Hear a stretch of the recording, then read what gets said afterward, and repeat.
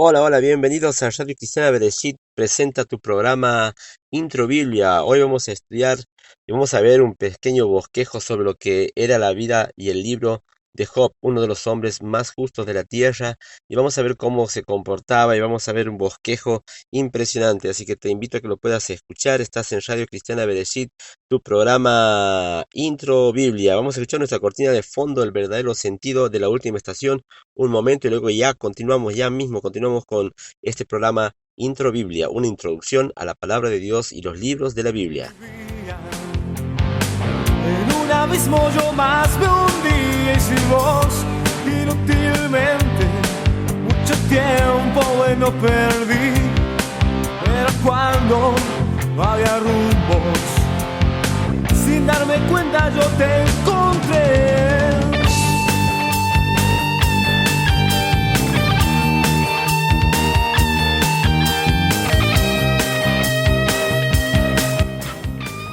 Cuando escuches esta cortina musical es porque estás en Intro Biblia, es porque estás en Radio Cristiana Bereshit. Ahora vamos a escuchar este bosquejo hermoso que es de la vida de Job, muy lindo, hermoso. El libro de Vamos a Job escucharlo.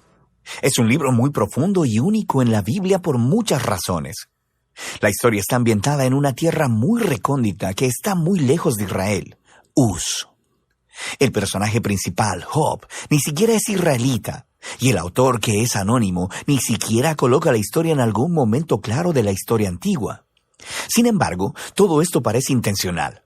Es como si el autor no quisiera que nos distrajéramos con preguntas históricas, sino más bien que nos concentremos en la historia de Job y en las preguntas que nacen de su experiencia de sufrimiento.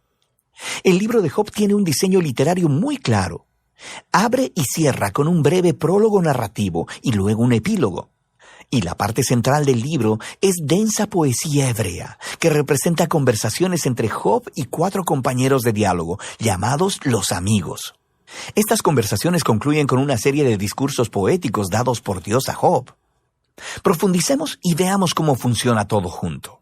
El prólogo nos presenta a Job. Se nos dice que él es un hombre recto e intachable, que honra a Dios. Es un tipo súper bueno. Y luego, de repente, se nos transporta al reino celestial, y Dios está en una audiencia con su equipo. Es una imagen muy común en el Antiguo Testamento que describe cómo Dios gobierna al mundo. Y entre los seres celestiales está una figura llamada Satanás, que en hebreo significa el acusador o el fiscal. Y es como si estuviéramos viendo la escena de un juicio. Dios presenta a Job como un hombre verdaderamente justo. Y luego, el acusador reta la política de Dios de recompensar a las personas justas como Job. Él dice, la única razón por la que Job te obedece es porque lo bendices con prosperidad. Deja que Job sufra y entonces veremos qué tan justo es en realidad. Y luego, Dios accede a permitir que el acusador cause sufrimiento sobre Job. Ahora, en este momento de la historia es cuando la mayoría de nosotros nos preguntamos, ¿qué? ¿Por qué Dios hizo eso? Y luego asumimos que este libro responderá a esa pregunta, ¿por qué Dios permite que las personas buenas sufran? Pero sigues leyendo y el libro no responde esa pregunta. Nada en el libro responde jamás esa pregunta.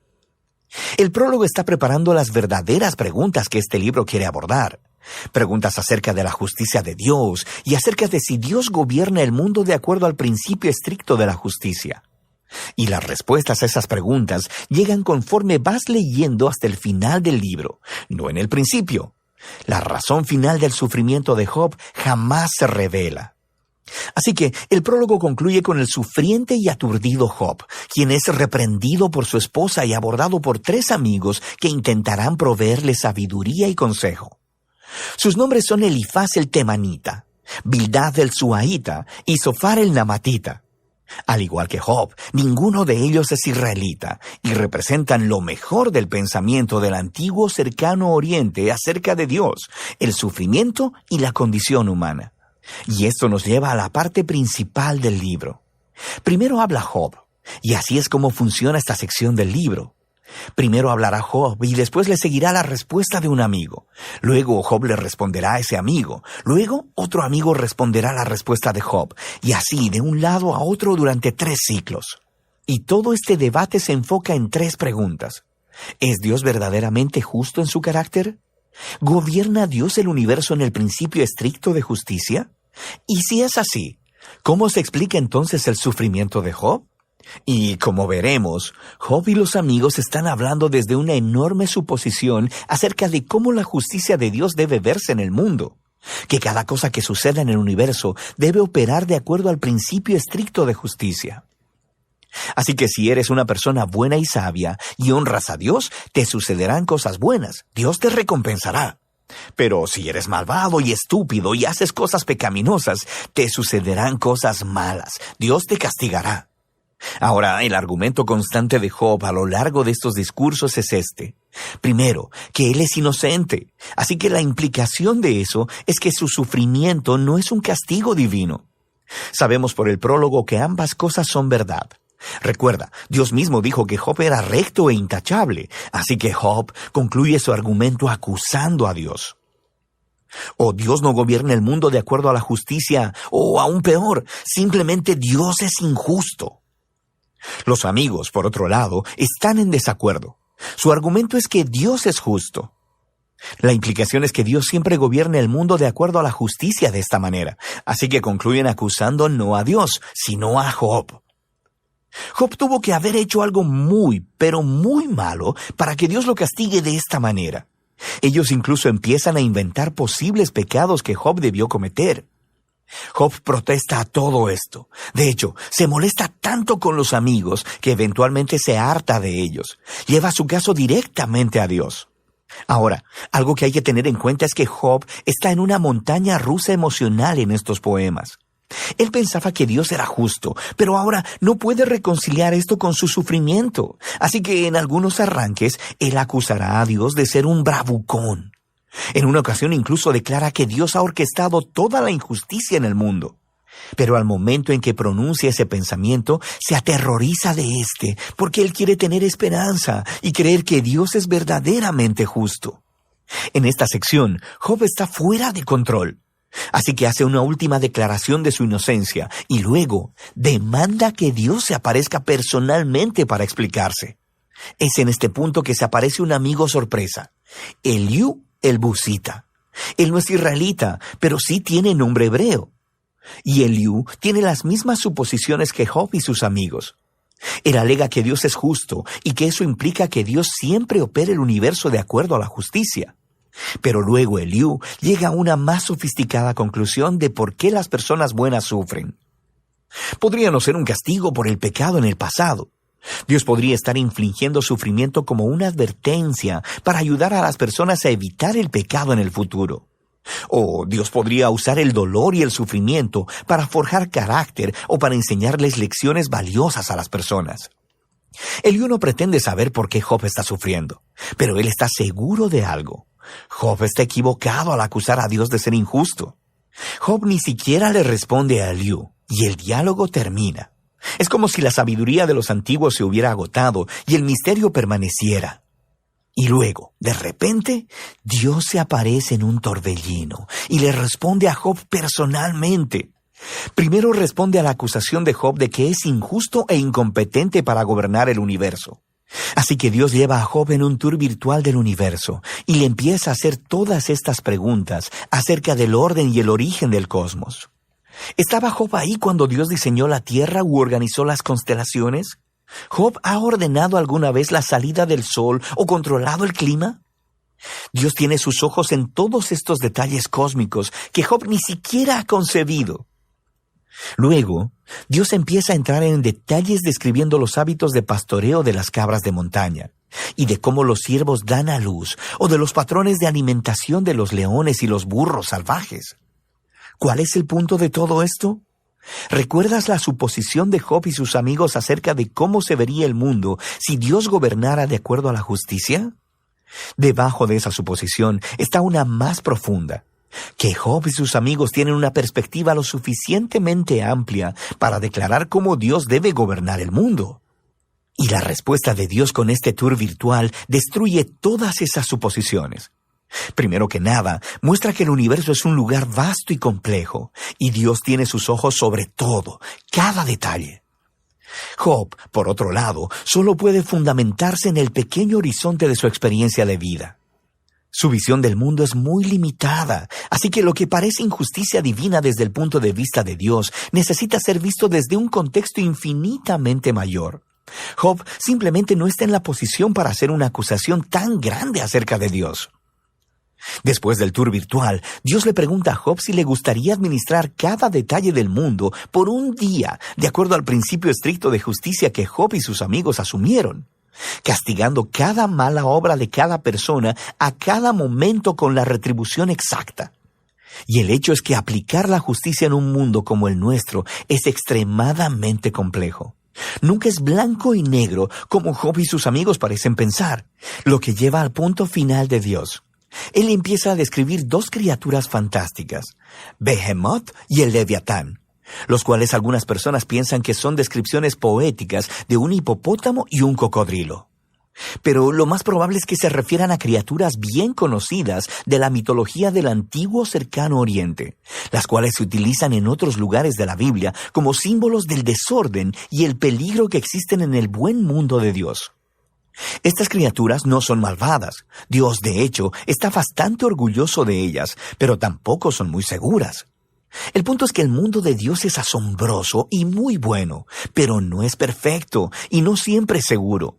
El mundo de Dios tiene orden y belleza, pero también es salvaje y a veces peligroso, como estas dos criaturas fantásticas. Así que volvemos a la gran pregunta del sufrimiento de Job. ¿Por qué hay sufrimiento en el mundo de Dios? Ya sea que venga de los terremotos, los animales salvajes o de otros humanos, Dios no explica por qué. Lo que Él dice es que vivimos en un mundo extremadamente complejo y asombroso, que por lo menos en este punto no está diseñado para prevenir el sufrimiento. Y esa es la respuesta de Dios. Job retó la justicia de Dios. Dios responde que Job no tiene suficiente conocimiento acerca de nuestro universo para hacer esa declaración. Job demandó una explicación completa de Dios, y lo que Dios le pidió a Job es confiar en su sabiduría y su carácter. Y así, Job responde con humildad y arrepentimiento. Pide perdón por haber acusado a Dios y reconoce que sobrepasó sus límites.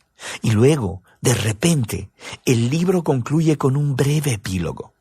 Primero, Dios dice que los amigos de Job estaban equivocados, que sus ideas acerca de la justicia de Dios eran demasiado simples y no correspondían con la complejidad del mundo o la sabiduría de Dios. Y luego, Dios dice que Job ha hablado correctamente acerca de él.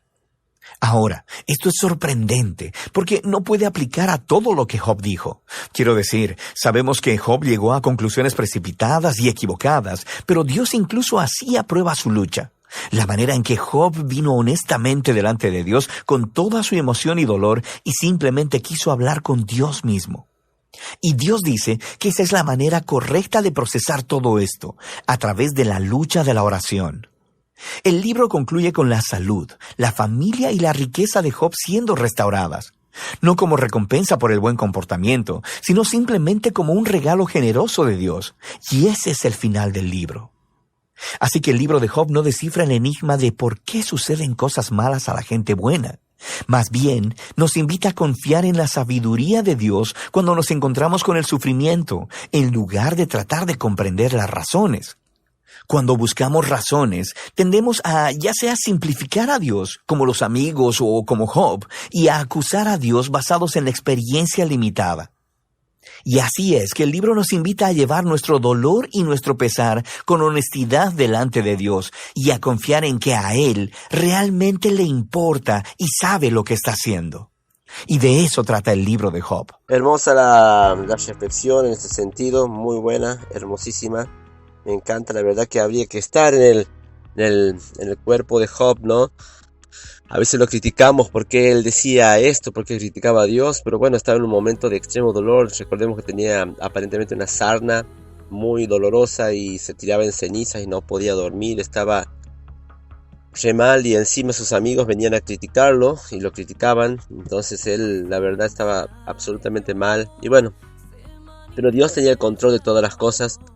Y Dios sabía por qué estaba en esa situación, y cada vez que nosotros nos encontramos en una situación similar, difícil, no tenemos que buscar la razón ni el por qué, sino tenemos que ir a los pies de Dios para que Dios pueda transformar, cambiar nuestras vidas. El resultado de todo esto ha sido que Dios, luego de este viaje terrible de Job, digamos, en su vida, de esta etapa horrible de su vida, al final Dios lo ha bendecido con el doble de lo que tenía antes. Así que Job estaba en hiel de amargura, como quizás puedas estar vos hoy, mal, angustiado, afligido, deprimido quizás, pero lo único que podemos hacer todos nosotros, incluyéndome, es ir a los pies de Dios, no buscar una explicación, porque a veces las explicaciones no nos traen paz ni nos tranquilizan, sino al contrario, a veces suelen ser peores para nuestra condición.